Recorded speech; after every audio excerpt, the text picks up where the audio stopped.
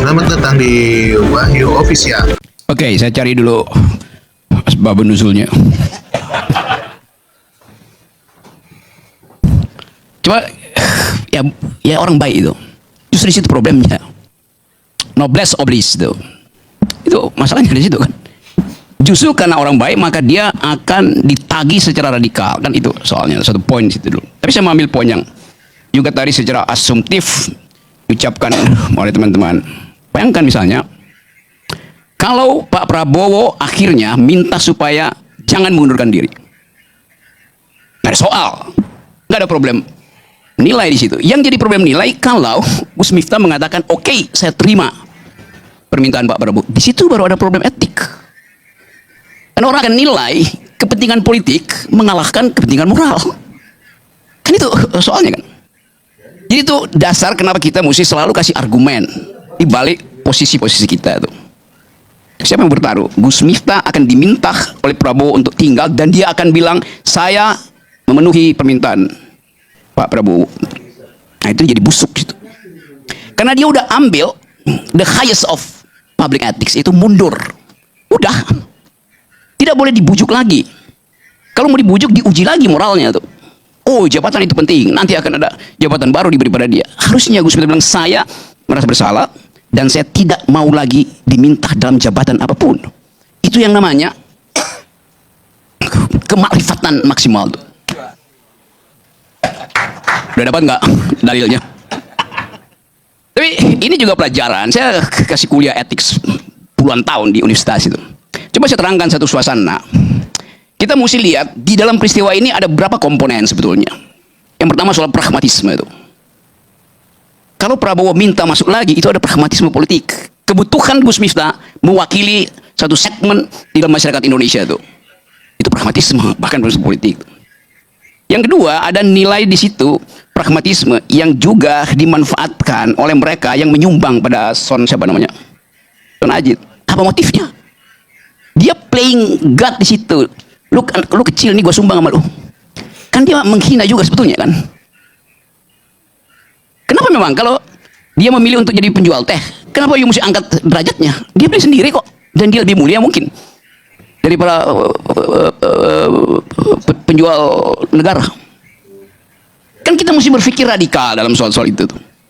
Jadi mereka yang menyumbang juga harus di riset. Ini betul-betul menyumbang di dalam upaya untuk apa?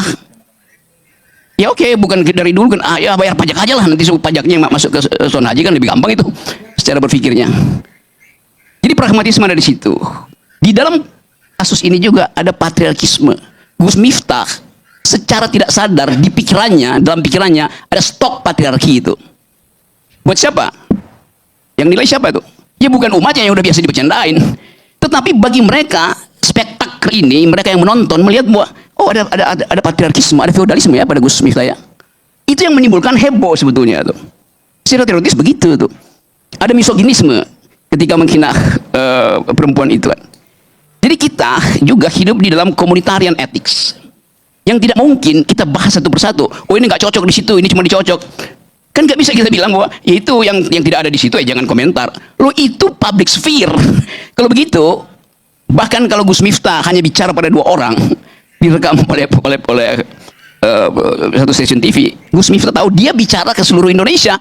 Kan itu mesti datang automatically dari dalam stok pikirannya kan tuh. Jadi itu intinya tuh.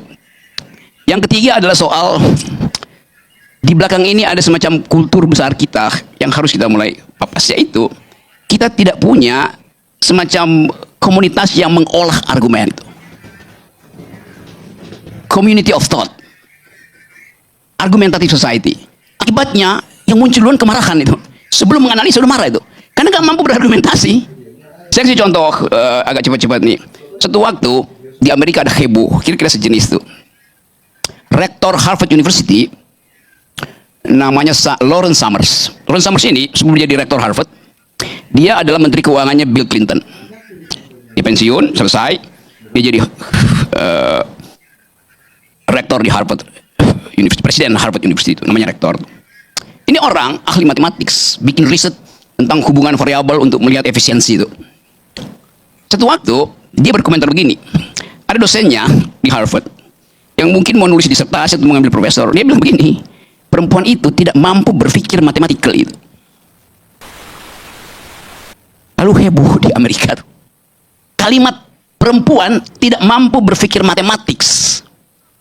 Sebelum dia terangkan bahwa dalam riset genetik memang laki-laki itu 10% di atas perempuan di dalam bidang matematik itu. Tetapi komunitas feminis Amerika tahu bahwa ini atau merumuskan bahwa ini adalah misoginis, membenci perempuan yang mau jadi ahli matematik. Kenapa begitu? Karena ada communitarian ethics, bahwa jangan sekali-sekali ucapan sesuatu dengan berbasis gender.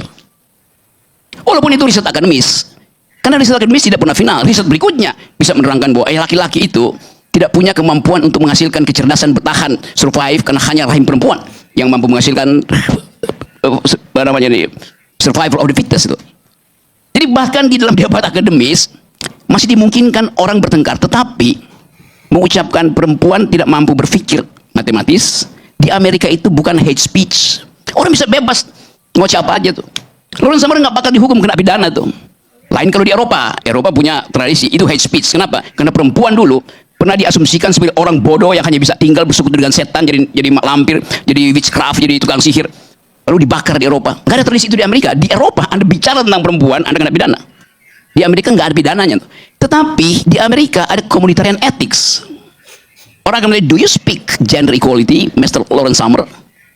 Lawrence Summers tahu bahwa dia akan ditanya soal itu. Maka dia mengundurkan diri sebagai rektor Harvard. Jadi kita lihat bahwa banyak hal sebetulnya yang bahkan dibuktikan secara matematik, secara saintifik tidak bermasalah. Tetapi kemampuan kita untuk mengelola stok kalimat di kepala kita itu harus terjadi 0,0 sekian nanodetik sebelum dia diucapkan itu kan. Apalagi Gus Miftah adalah tokoh, itu soalnya tuh. Jadi saya kira itu problemnya. Dan oke, kita mau tagih sekarang sebetulnya yang lebih penting adalah Gus Miftah jangan terima kalau Prabowo minta lagi. Tapi kalau saya ucapkan ini, saya juga jadi patriarkis soal minta Gus Miftah. Jadi kita mau lihat misalnya apa argumen moral nanti dari Gus Miftah kalau dia menerima permintaan Prabowo untuk tidak mundur. Hanya itu yang bisa kita pakai untuk mengukur integritas seseorang. Jadi di dalam penundaan ini kita tunggu aja. Yang kita nggak boleh tunggu adalah contoh dari Gus Miftah untuk mundurkan diri itu. Dan banyak betul menteri-menteri di kabinet Prabowo yang harusnya udah mundur lebih dahulu dari Gus Miftah.